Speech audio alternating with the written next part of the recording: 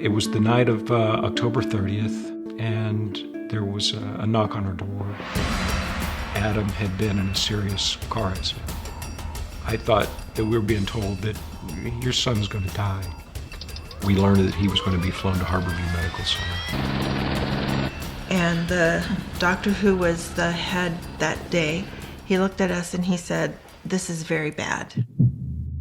Saturday, Sunday, Monday, and we don't know.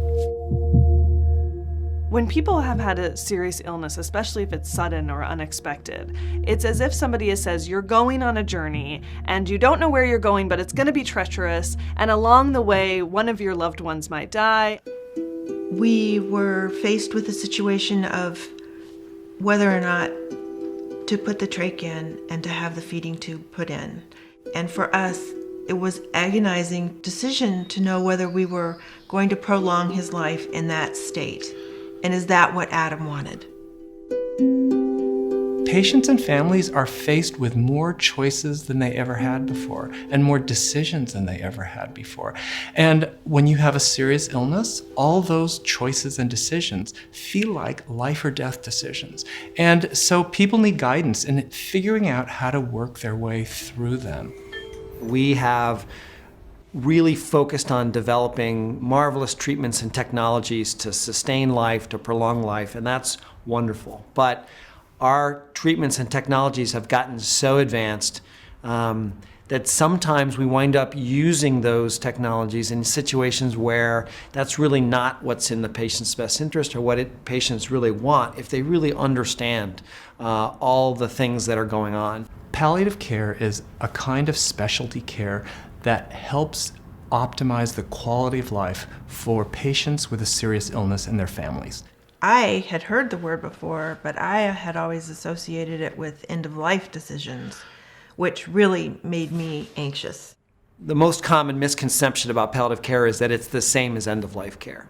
And when we equate palliative care with end-of-life care, that misses enormous opportunities to improve care for patients with serious illness, either that we don't recognize who are dying or that may not be dying.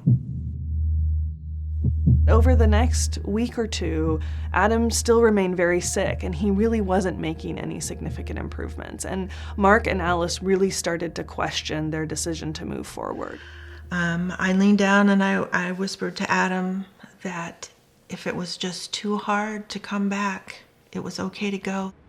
So when the Beatys were really looking at the possible end of their son's life and having to say goodbye to Adam, what we did and what we seek to do is draw as close to them in that experience as possible. Because there's a lot of evidence that that sort of spiritual heartache and distress, if it's held in community, there can be healing there. But if someone stays in that place alone, it tends to lead to worse outcomes, worse health outcomes, and more pain and distress for that person. Fortunately for the Beatys, things began to look up. We got a phone call that the neurologist was up there waiting for us and to get up there as fast as we could. Dr. Rapport came in and goes, "Hey, I looked at his MRI. I don't see anything to suggest that he can't have a reasonable recovery."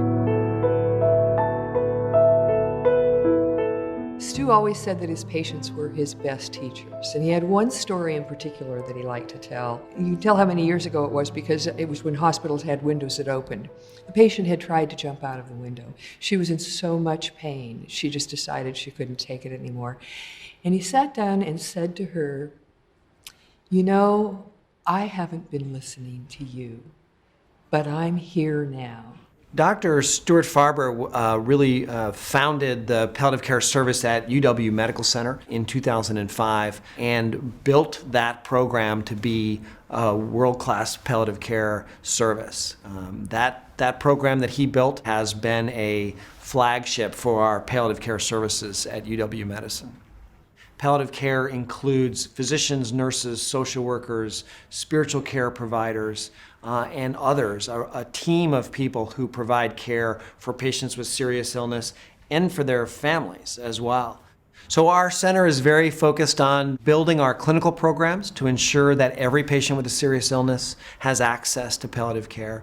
We're very interested in improving education in palliative care for clinicians that includes training specialists in palliative care, but also making sure that all doctors and nurses and social workers have primary palliative care skills. At the Cambia Health Foundation, we believe that palliative care is about life. It's about enhancing the quality of life and enjoying life, even when you're dealing with serious illness. It's the type of person-focused care that we'd like to become the norm for the entire healthcare system. Because of contributions from individuals and organizations like the Cambia Health Foundation, we're really able to secure the future of the center. The $10 million investment we made in UW Medicine to create the Cambia Palliative Care Center of Excellence is the largest grant in the Cambia Health Foundation's history. You know, I used to spend my time convincing people palliative care is important. I don't have to do that anymore. Now we have to figure out, okay, how do we really deliver this kind of care to everybody who wants it? So now we're around week 7. And I can remember that day, Mark sent me an email that said, "You won't believe it." It was like someone found the switch on Adam and flipped him to on. I told Alice that we had something to show her. So she's there, and I turn my computer around to Adam, and he starts blowing her kisses.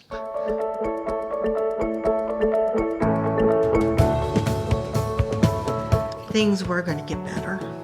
So from him starting to speak, I mean, from there, it was just these incredible, stepwise improvements, significant improvements, and was actually then able to go home.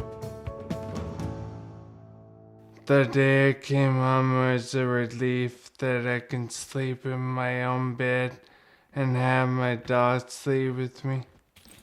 It's a new relationship that you have with somebody after an accident like that, and I think it's really been an incredible thing to see his new relationship with his parents, with his family, with his community. We tend to push Adam pretty hard. We have seen such strength and such resolve to get better. It's been amazing that he had that all the time we didn't know it. Someday I would like to work at the animal shelter. Who knows what he can accomplish? I am hoping that patients with a serious illness could keep living more and keep living longer with all the medical treatment instead of having to live for the medical treatment. And I feel like that would really transform the way we deal with serious illness.